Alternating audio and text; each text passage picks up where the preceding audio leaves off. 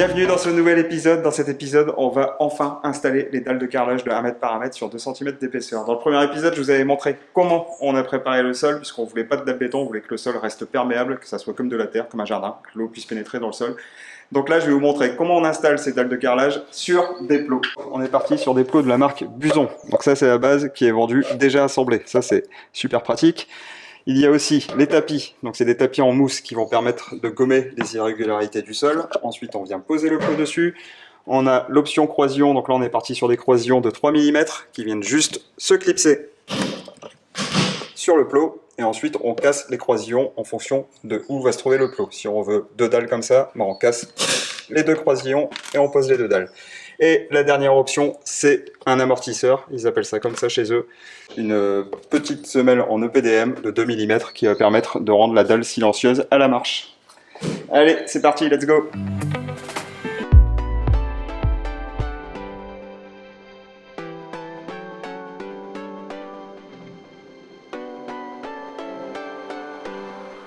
Donc voilà, j'ai placé les premiers plots, alors j'ai pas tout mis, tout simplement parce que la dalle va poser sur celui-ci, enfin les 4 aux extrémités. Celui-ci est réglé, les 4 aux extrémités aussi, et ceux-là en fait je vais venir les régler une fois que la dalle est posée, donc c'est pour ça que pour l'instant je les ai pas encore mis. Pour régler la première dalle, je m'appuie sur le carrelage intérieur avec le laser. Là je suis, alors le carrelage est super propre, le joint du carrelage intérieur, et sur le laser ici, je sais pas si on le voit bien, les croisillons des plots suivent le laser. Donc normalement je devrais être aligné avec celui de l'intérieur et c'est le plus important et c'est ce qui va me permettre le départ. Donc là on va aller chercher la première dalle qui est juste là-bas et puis on va la poser. Et la première sera posée. Allez, c'est parti.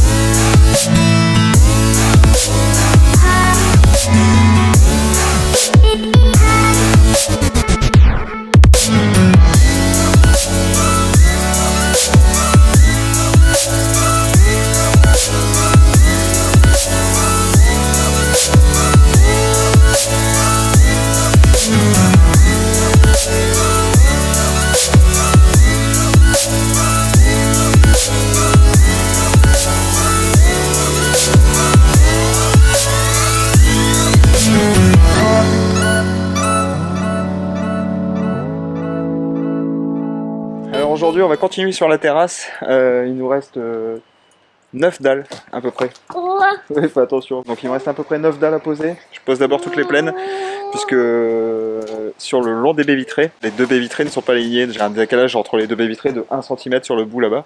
Donc pour éviter de me retrouver avec un décalage de 1 cm, un jour de 1 cm, je pose d'abord les plaines et ensuite je m'occupe de faire toutes les coupes pour être au plus proche de la baie vitrée. Sur ce, on continue.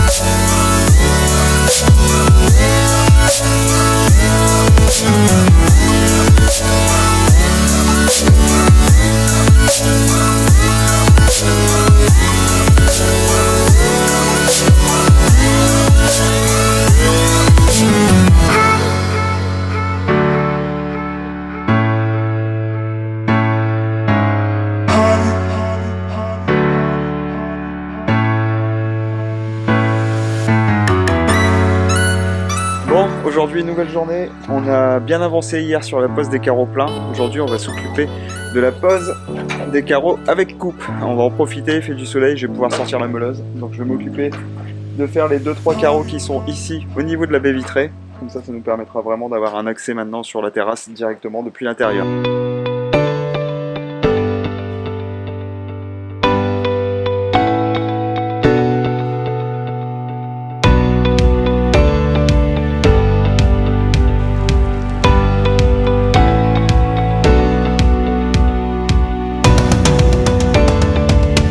Bon, je m'apprête à faire une coupe un peu plus complexe, une coupe en L. L'avantage, c'est que j'ai les plots qui sont adaptés. En fait, là, j'ai mis un système qui permet de s'approcher du mur. Donc en fait, on part toujours de la même base, le plot, en fonction de la hauteur qu'on souhaite. Et ensuite, il y a une option pour les murs, pour s'approcher du mur, qu'on vient fixer sur le plot avec 2 vis en inox, et qui permet de venir poser la dalle contre ce petit espace ici, ce petit bout de plastique qui va permettre de faire le joint de dilatation et de permettre aussi l'évacuation des eaux de pluie. Il y a l'amortisseur en EPDM, un plot comme ça ici, un deuxième ici pour s'approcher du mur ici, et puis un troisième ici juste pour soutenir. Et ça sera bon, il me reste la coupe à faire. Alors la coupe elle va être sympa parce que là je viens de me rendre compte que je pars d'ici, je m'appuie là, et là je vais avoir un petit angle, un autre angle ici. Bref, c'est parti.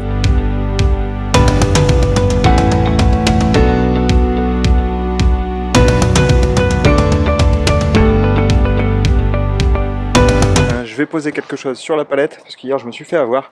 J'ai cassé une dalle en essayant de couper sur la palette, tout simplement parce qu'il y avait des clous ici qui dépassaient.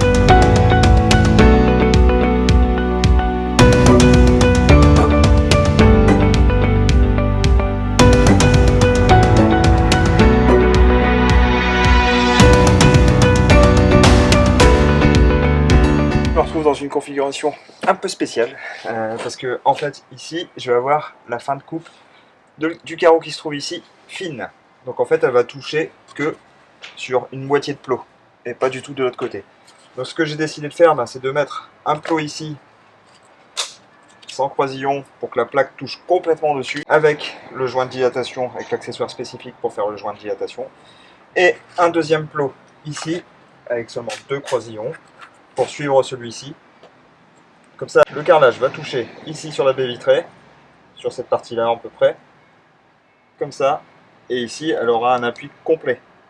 Alors que si je mettais pas ce plot-là, en fait, elle aurait juste cet appui-là et cet appui-là sur toute la partie ici. Donc je pense pas que ça soit trop grave, mais bon, je préfère assurer, ça me coûte un plot de plus, et au moins, je suis plus tranquille.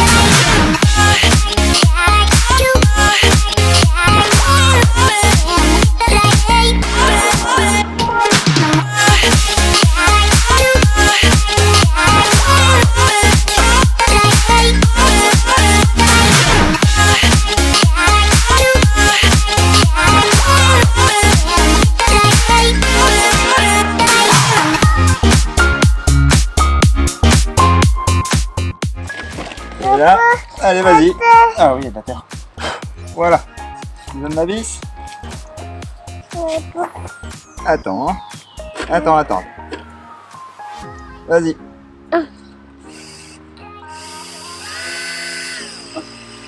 Ouais, vas-y. Nickel. Et là? Attends. Non, c'est là-bas, regarde. Viens. Hop, on met la vis. Ici. Allez, vas-y.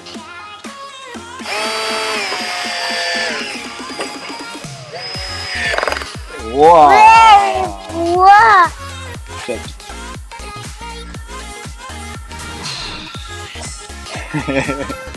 Voilà, ça c'est bon. Tu mets ça dessus. Et maintenant, on va couper. Voilà, c'est bon. Maintenant, on va couper.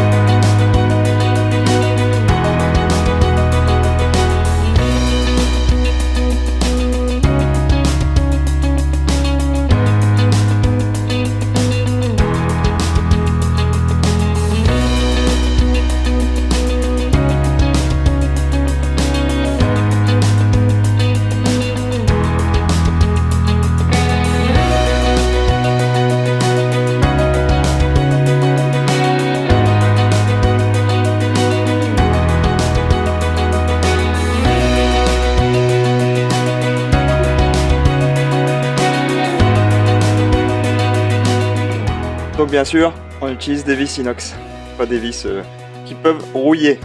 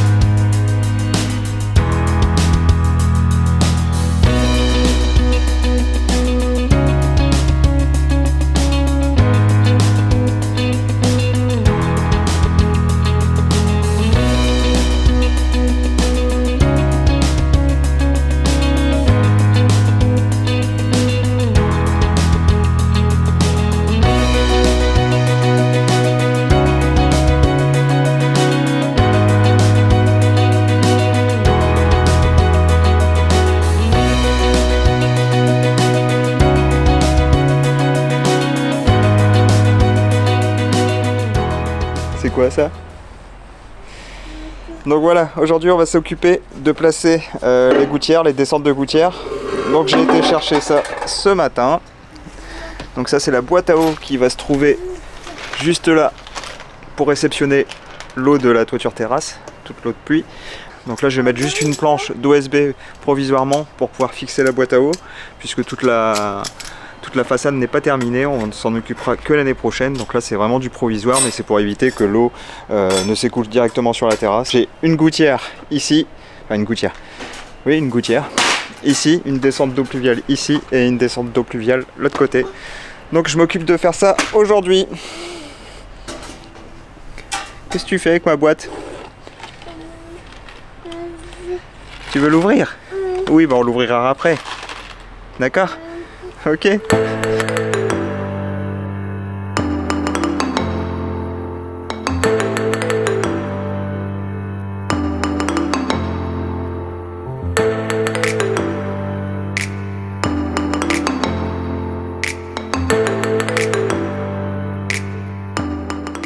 Donc là je m'apprête à aller fixer la plaque en bois là-haut, et je ne sais pas si vous connaissez ce coffret Bosch, je vous le mets ici, ça sera plus visible, et en fait à l'intérieur vous avez ce système, je vais y arriver, ici, et ça c'est franchement top, quand vous ne pouvez pas tenir la vis en même temps que, que la plaque en bois.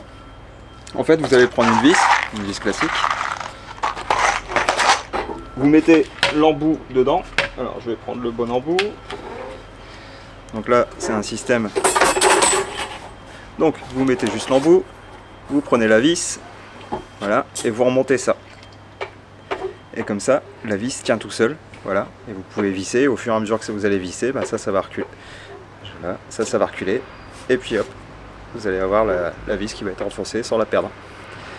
Un super système.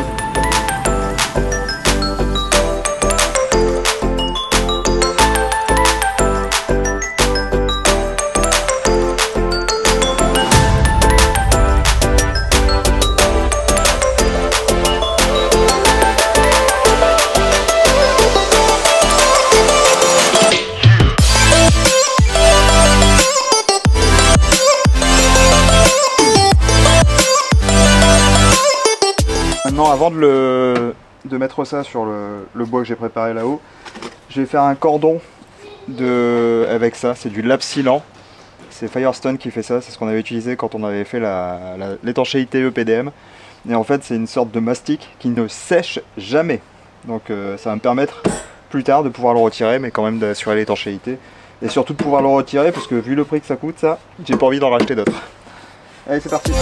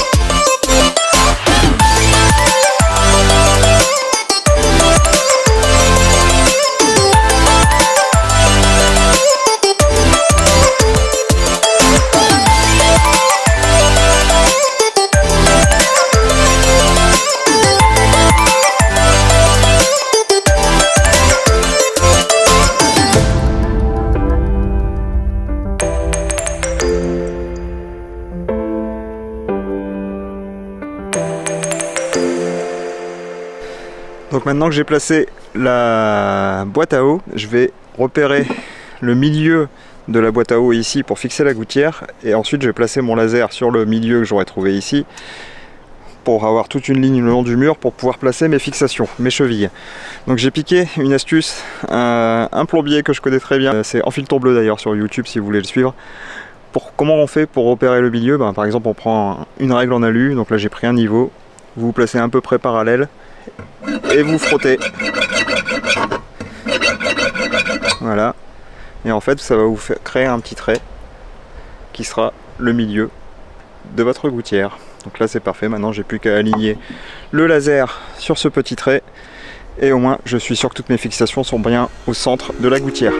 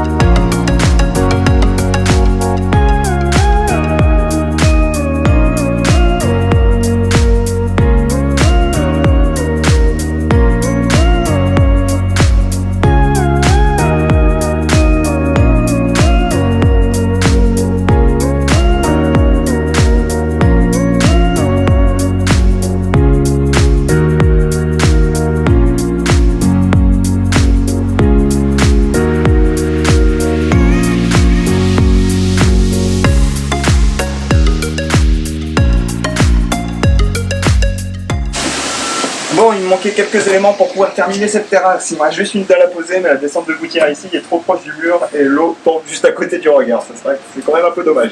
Donc j'ai été chercher 2 coudes pour pouvoir déporter cette descente et tout tombe directement au milieu du regard. Et j'ai aussi reçu une commande de chez Samedia, une scie trépan diamantée, diamètre 90 mm. Donc ça va me permettre de faire un trou de 90 mm directement dans ces dalles de 2 cm d'épaisseur. Bref, c'est ouf. Donc je vais monter ça directement sur la meuleuse et puis c'est parti.